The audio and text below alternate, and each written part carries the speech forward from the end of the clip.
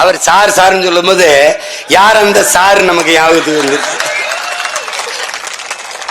வந்துருது. என்ன நியாயம் ஆக்கிரமா?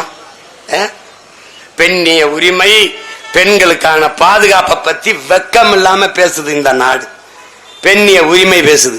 அறிவார்ந்த மக்களே, கற்றறிந்த சான்றோர்களே, கொஞ்சம் யோசிச்சு பாருங்க. தெருவுக்கு 2 படிப்பகம், நூலகம், படிப்பகம் இருக்க வேண்டிய இடங்களில் எல்லாம் தெருவுக்கு 2 குடிப்பங்களை திறந்து விட்டு, அரசே சாராயத்தை ஆளை வச்சு காய்ச்சி வித்து விட்டு, சட்டம் ஒழுங்கு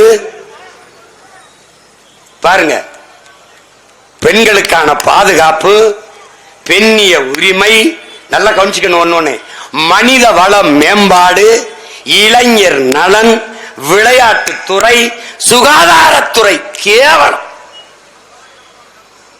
100 குற்றங்கள் நிகழ்ந்தால் 95 பேர் நிறைந்த போதையில் தான் அதை நிகழ்த்துகிறார். அப்ப இந்த குற்றத்தை செய்ய தூண்டியவர் யார்? சாராய வியாபாரி, சாராயத்தை வித்த சாராய வியாபாரி. சாராய வியாபாரி யாரு? முதலமைச்சர், தமிழ்நாட்டு முதலமைச்சர்.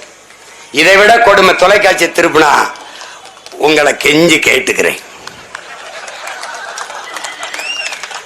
தயவு செய்து போதைக்கு அடிமை ஆயிராதியே. ஒரு தந்தையா ஒரு தகப்பனா கேட்கிறேன், தயவு செய்து போதைக்கு அடிமை ஆயிராதியே. இது அந்த பக்கம். ஏன் அந்த ராமநாதபுரம், சிவகங்கை, திருநெல்வேலி, நாகப்பட்டினம் இங்க எல்லாம் டாஸ்மார்க் வியாபாரம் குறைஞ்சிருக்கு? Collector meeting. இந்த கொடுமை இதெல்லாம் பெண்களுக்கான உரிமை, முன்னேற்றம், பாதுகாப்புல வருது, பெண்ணிய உரிமையில வருது. குடிக்க வச்சு 3-4 லட்சம் பெண்களுடைய தாலி அறுக்கிறதெல்லாம் பெண்ணிய உரிமையில, பெண்களுக்கான பாதுகாப்புல, பெண்ணிய விடுதலையில வருது. இதெல்லாம் வருது. பெண்கள் நலன், பெண்கள் முன்னேற்றத்துல வருது. இதெல்லாம் வருது. மனித வள மேம்பாடு எப்படி வரும்? எப்படி வரும்? திருப்பூர் முதலாளி, ஈரோடு முதலாளி, டெக்ஸ்டைல் இண்டஸ்ட்ரியில் இருக்கிறவங்க எல்லா முதலாளிகிட்ட ஏன் வட இந்தியனுக்கு வேலை கொடுக்கிற? எதுக்கு இந்த வட இந்திய 1.5 கோடி பேர் ஏன் இங்க வர்றான்?